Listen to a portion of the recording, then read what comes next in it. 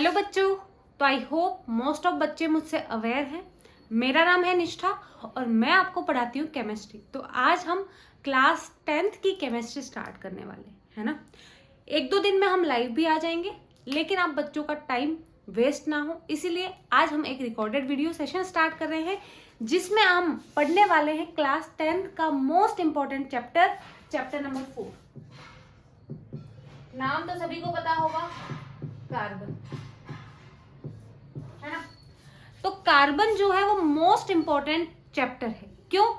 क्योंकि भाई कार्बन की खासियत ही इतनी है, 118 एलिमेंट है, लेकिन कार्बन का एक स्पेशल चैप्टर ही बना दिया।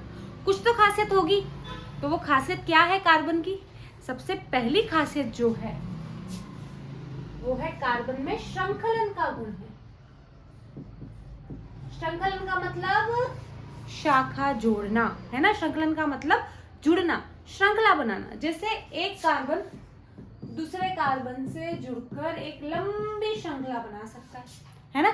सिमिलरली एक कार्बन दूसरे कार्बन से जुड़कर ये ऐसी शाखाएं भी निकाल सकता है, ऐसे वलय भी बना सकता है, और ऐसे बहुत इंपॉर्टेंट यौगिक बनाता है जो आपके बहुत इंपॉर्टेंस रखते हैं डेली रूटीन की लाइफ में भी।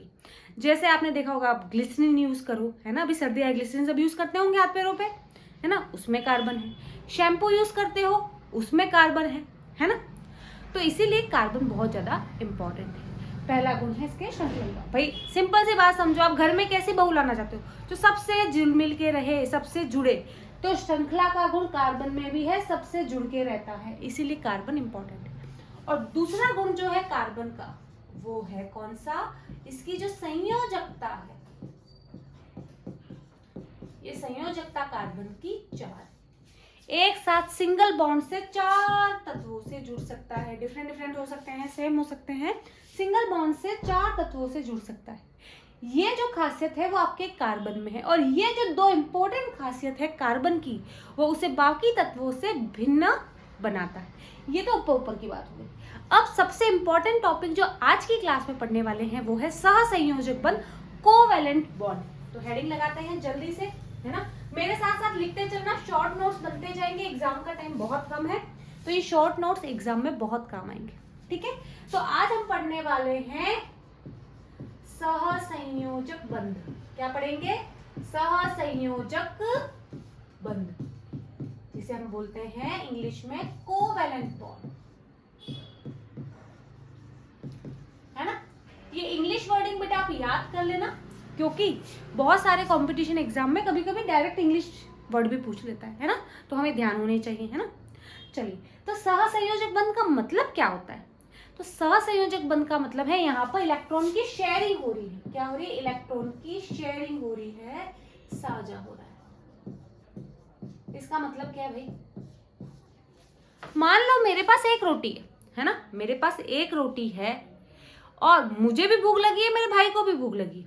तो एक तो ये हो सकता है कि एक रोटी सिर्फ मैं खा लूं या सिर्फ मेरा भाई खा ले। एक अल्टरनेट ऑप्शन क्या है कि आधी रोटी मैं खाऊं, आधा रोटी मेरा भाई खाए।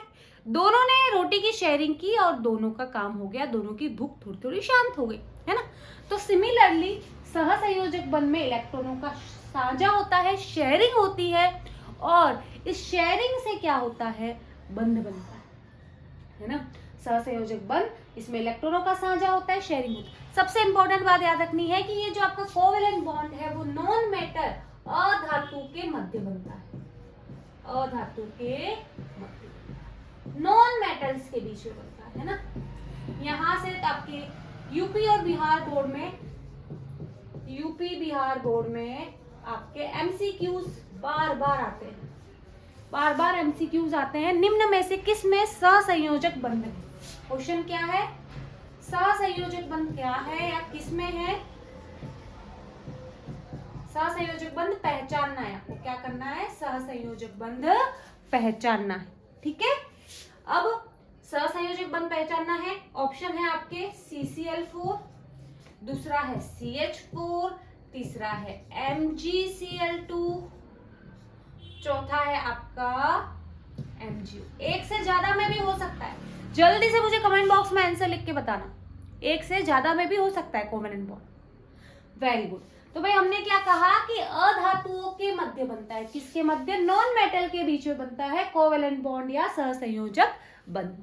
अब देखो कार्बन आप सभी को पता है ये नॉन मेटल है, क्लोरीन भी नॉन मेटल, दोनों अधातु है, मतलब बिल्कुल सहसंयोजक बंध है। कार्बन अधातु है बेटा, याद रखना, हाइड्रोजन आपकी नॉन मेटल है, अधातु है। कार्बन और हाइड्रोजन दोनों अधातु हैं, और अगर दोनों अधातु हैं तो ऑब्वियसली हमारा बॉन्ड कौन सा होगा, कोवेलेंट बॉन्ड यानी सहसंयोजक बंध, बिल्कुल इसमें भी है। MgCl2 मैग्नीशियम धातु है, क्लोरीन अधातु है। धातु और अधातु के मध्य बनने वाला बंध आयनिक बंध होता है, पढ़ेंगे उसके बारे में भी। तो यहाँ पर आपका कोवेलेंट बॉन्ड नहीं। MgO मैग्नीशियम धातु है, ऑक्सीजन अधातु है। धातु और अधातु के मध्य आयनिक बंध बनता है, आयनिक बॉन्ड बनता है, so it is not covalent. ठीक है, तो ये तो आपकी बेसिक हो गई। सहसंयोजक बंध कब बनता है, जब अधातु हो। कैसे बनता है, इलेक्ट्रॉन की शेयरिंग से, साझे से। अभी हम डिटेल में जाने वाले हैं, ये पॉइंट आपको ध्यान रखना है। आपके यूपी बिहार बोर्ड में MCQs आते हैं। अब मैम आपने यूपी बिहार का नाम लिया, बाकी बोर्ड नहीं है क्या, है बेटा, जहां पे जो टॉपिक आएगा उसको बताएंगे। यहाँ तक की बात आई होप सभी को क्लियर है। तो एक बार जल्दी से थम्स अप दिखा दो मुझे सभी बच्चे। चलिए बढ़ते हैं आगे। अब ये जो तुम्हारा सहसंयोजक बंध बन रहा है, जो इलेक्ट्रॉनों की शेयरिंग हो रही है, वो होती कैसे और क्या होता है समझते हैं।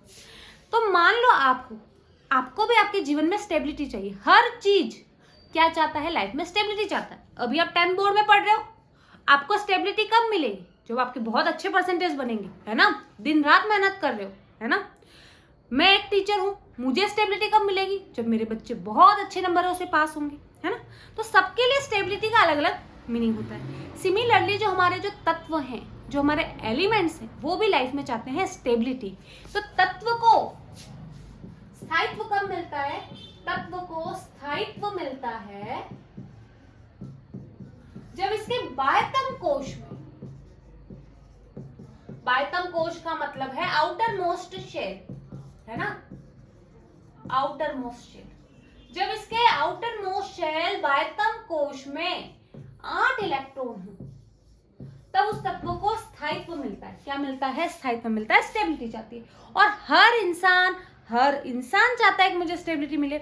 इसी प्रकार आपका हर एलिमेंट, आपका हर तत्व, है ना, आपका हर तत्व भी यही चाहता है कि उसे स्टेबिलिटी मिले।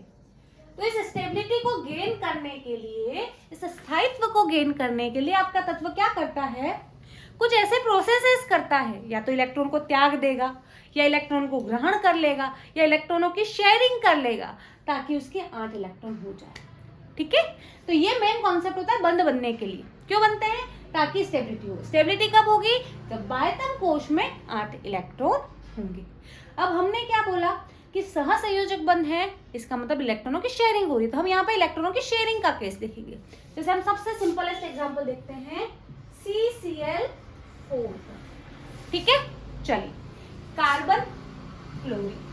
कार्बन का इलेक्ट्रॉनिक विन्यास 2,4, क्लोरीन का 2,8,7। मैंने क्या बोला, स्टेबिलिटी कब मिलेगी, जब आउटर मोस्ट शेल यानी बाह्यतम कोश, सबसे बाहर वाले कोश में 8 इलेक्ट्रॉन होंगे। यहाँ देखो बेटा कितने इलेक्ट्रॉन हैं, 4 इलेक्ट्रॉन है। इसे कितने इलेक्ट्रॉन चाहिए, 4 इलेक्ट्रॉन चाहिए, और ताकि 4 + 4 8 हो जाएंगे, है ना। सिमिलरली क्लोरीन के पास देखो आउटर मोस्ट में कितने इलेक्ट्रॉन है बेटा, 7 इलेक्ट्रॉन। इसे कितना चाहिए, 1 चाहिए। अब देखो कार्बन भी अधातु है, क्लोरीन भी अधातु है, दोनों नॉन मेटल है, इसलिए कौन सा बॉन्ड बनेगा, कोवेलेंट बॉन्ड, सहसंयोजक है। तो देखो बेटा ये कार्बन, इसके पास बाहर कितने इलेक्ट्रॉन है, 4 इलेक्ट्रॉन है। अब ये क्या करेगा, इस क्लोरीन से इलेक्ट्रॉनों की शेयरिंग करेगा। ये कितने क्लोरीन है बेटा, 4 क्लोरीन, एक क्लोरीन ये रहा, एक क्लोरीन ये रहा, एक क्लोरीन ये रहा, और एक क्लोरीन ये रहा। अब इन सभी क्लोरीन से एक एक इलेक्ट्रॉन की शेयरिंग करेगा वो, टोटल उसके पास 8 इलेक्ट्रॉन हो जाएंगे। कैसे, देखो अब यहाँ पर हमें लुईस बिंदु संरचना या इलेक्ट्रॉन बिंदु संरचना बनानी है। याद रखना, इलेक्ट्रॉन बिंदु संरचना जब भी आप बनाओगे, बाह्यतम कोश के इलेक्ट्रॉन को लोगे। किसको लोगे, बाह्यतम कोश के इलेक्ट्रॉन को, यानी हम यहाँ पर इन 4 इलेक्ट्रॉनों को लेंगे और यहाँ पर इन 7 इलेक्ट्रॉनों को लेंगे। कार्बन के पास 4 इलेक्ट्रॉन है बाहर, है ना, इन 4 इलेक्ट्रॉनों को मैंने इस डॉट से दर्शा दिया। ठीक है। सिमिलरली हर क्लोरीन के पास 7 इलेक्ट्रॉन है। अब कार्बन और क्लोरीन के इलेक्ट्रॉनों को डिस्टिंग्विश करने के लिए मैं क्लोरीन के इलेक्ट्रॉनों को क्रॉस से दर्शा देती हूँ। तो इसके पास 1 2 3 4 5 6 और 7। सिमिलरली इसके पास भी, सिमिलरली इसके पास भी, सिमिलरली इसके पास भी। अब देखो क्या हुआ। अब बहुत सिंपल सी चीज हुई। क्या हुई कि भाई इस कार्बन ने इस क्लोरीन के साथ एक इलेक्ट्रॉन का साझा किया। एक कार्बन का इलेक्ट्रॉन, एक क्लोरीन का इलेक्ट्रॉन। अब इसका मतलब क्या है कि ये इलेक्ट्रॉन कार्बन भी यूज करेगा, क्लोरीन भी यूज करेगा। सिमिलरली ये इलेक्ट्रॉन कार्बन भी यूज करेगा, क्लोरीन भी यूज करेगा। यहां पर भी इस कार्बन ने इस क्लोरीन से एक इलेक्ट्रॉन का साझा किया है। टोटल 2 इलेक्ट्रॉनों का साझा हुआ है। एक इलेक्ट्रॉन कार्बन ने दिया है साझे के लिए और दूसरा इलेक्ट्रॉन क्लोरीन ने दिया है साझे के लिए। टोटल 2 इलेक्ट्रॉनों का साझा हुआ।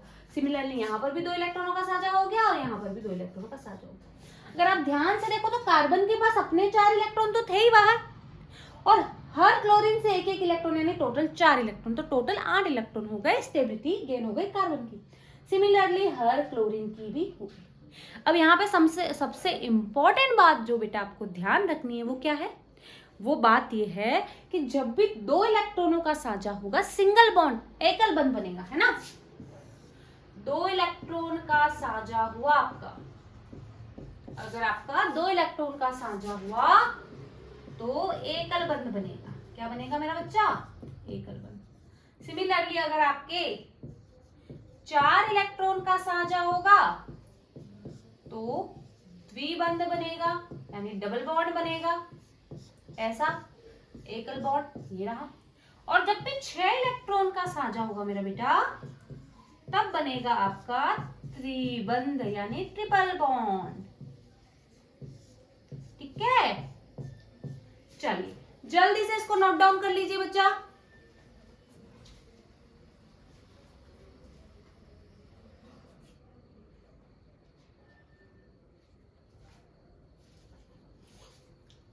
तो अब आप यहाँ देख रहे बेटा, यहाँ 2 इलेक्ट्रॉनों का साझा हुआ है, मतलब यहाँ पर एकल बॉन्ड है, यहाँ पे भी 2 इलेक्ट्रॉन का साझा हुआ एकल बॉन्ड। तो ये CCl4 कैसा बनता है? ये कार्बन और ये 4 क्लोरीन, इस टाइप से आपका CCl4 बनता है। सिमिलरली CCl4 जैसे ही आपका CH4 भी बनता है ना। कार्बन और हाइड्रोजन के मध्य एकल बंध सिंगल बॉन्ड होता है। ठीक है, चलिए अब हम एग्जाम्पल देखेंगे द्विबंध का, डबल बॉन्ड का। आई होप आपने नोट डाउन कर लिया है, स्क्रीनशॉट ले लिया है, जो भी आप लेना चाहते हैं, है ना।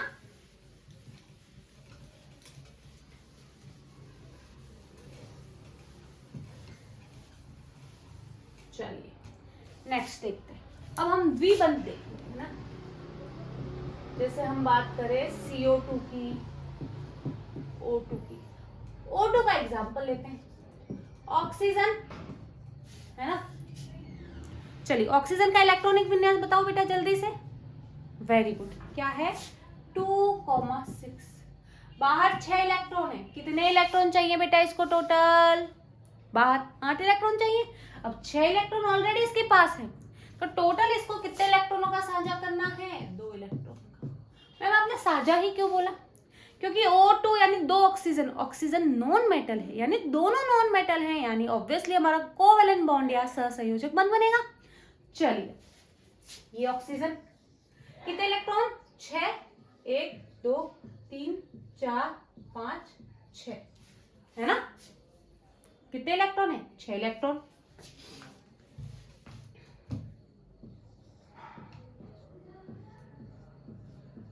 सिमिलरली ये ऑक्सीजन 1 2 3 4 5 और 6 है। इन इलेक्ट्रॉनों को यहाँ बना लेते हैं। चलिए भाई 6 इलेक्ट्रॉन तो हैं, दोनों के इलेक्ट्रॉनों को डिस्टिंग्विश करने के लिए इसके इलेक्ट्रॉनों, इस ऑक्सीजन के इलेक्ट्रॉनों को मैं क्रॉस से डिनोट कर देती हूँ ना।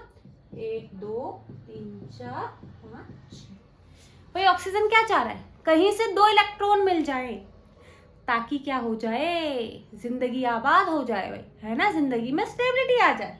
तो ये क्या करता है? इस ऑक्सीजन से 2 इलेक्ट्रॉनों का साझा कर लेता है। अब देखो इस ऑक्सीजन के 2 इलेक्ट्रॉनों का साझा हुआ, इस ऑक्सीजन के भी 2 इलेक्ट्रॉनों का साझा हुआ, टोटल 4 इलेक्ट्रॉनों का साझा हुआ। कितनों का? 4 इलेक्ट्रॉन का साझा। अगर 4 इलेक्ट्रॉनों की शेयरिंग हुई है, तो अभी थोड़ी देर पहले मैंने क्या बताया था, 4 इलेक्ट्रॉनों की शेयरिंग हुई है मतलब डबल बॉन्ड का निर्माण होगा, यानी ये ऑक्सीजन दोनों के बीच में डबल बॉन्ड है। ठीक है, बचे हुए इलेक्ट्रॉनों का आप एज इट इज दर्शा सकते हैं। ये हो गया आपका O2। चलो जल्दी से CO2 आप बनाओगे होमवर्क में, CO2 आपको बनाना है होमवर्क में। ठीक है, चलिए अब हम बात करेंगे ट्रिपल बॉन्ड की त्रिबंध की। सबसे सिंपलेस्ट एग्जांपल हम लेंगे N2 का, है ना। एग्जाम में डायरेक्ट क्वेश्चन कैसा आएगा, इलेक्ट्रॉन बिंदु संरचना बनाओ, किसी की भी पूछ लेगा, O2 की पूछ लेगा, CO2 की पूछ लेगा, है ना, आपकी CH4 की पूछ लेगा, CCl4 की पूछ लेगा, किसी की भी आपको इलेक्ट्रॉन बिंदु संरचना पूछ लेगा। कॉन्सेप्ट क्लियर होना चाहिए, 2 इलेक्ट्रॉनों का साझा मतलब सिंगल बॉन्ड, 4 इलेक्ट्रॉनों की शेयरिंग मतलब डबल बॉन्ड, 6 इलेक्ट्रॉनों की शेयरिंग मतलब ट्रिपल बॉन्ड, है ना। और शेयरिंग कब होगी, जब उसको क्या करना है, कोवेलेंट बॉन्ड बनाना है। कोवेलेंट बॉन्ड कब बनेगा, जब आपके नॉन मेटल आपस में रिएक्शन करेंगे बेसिकली। ठीक है, अब हम बात करेंगे त्रिबंध की, ट्रिपल बॉन्ड, है ना। सबसे सिंपलेस्ट एग्जांपल देखते हैं N2 का। नाइट्रोजन और नाइट्रोजन के बीच में यहाँ पर बॉन्ड बनने वाला है। ठीक है, नाइट्रोजन परमाणु क्रमांक 5, इलेक्ट्रॉनिक विन्यास की बात करूं नाइट्रोजन का तो परमाणु क्रमांक 7, है ना। परमाणु क्रमांक 7, बायतम कोश में इलेक्ट्रॉन 5, है ना, तो 2,5। बायतम कोश में 5 इलेक्ट्रॉन है, ये नाइट्रोजन, ये नाइट्रोजन, इसके पास टोटल बायतम कोश में 5 इलेक्ट्रॉन, इस नाइट्रोजन के पास भी टोटल 5 इलेक्ट्रॉन। दोनों आपस में क्या कहना है, चल आजा दोस्ती कर ले, है ना, गुस्सा छोड़ो यार, दोस्ती करनी है, कर ली इलेक्ट्रॉनों की शेयरिंग। 3 इलेक्ट्रॉन इस नाइट्रोजन ने शेयर किए, 3 इसने शेयर किए, टोटल 6 इलेक्ट्रॉनों की शेयरिंग हो रही है। 6 इलेक्ट्रॉन की शेयरिंग मतलब क्या, मतलब ट्रिपल बॉन्ड। तो इस नाइट्रोजन और इस नाइट्रोजन के बीच में ट्रिपल बॉन्ड है। ये बचे हुए इलेक्ट्रॉन आपको ऐसे ही दर्शाते हैं।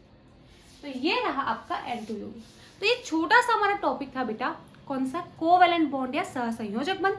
आई होप आपको पसंद आया होगा। जल्दी से हम लाइव भी मिलेंगे। क्लास कैसी लगी मुझे कमेंट बॉक्स में लिख के बताना। मिलते हैं नेक्स्ट क्लास में, तब तक के लिए बाय बाय बच्चा, टेक केयर।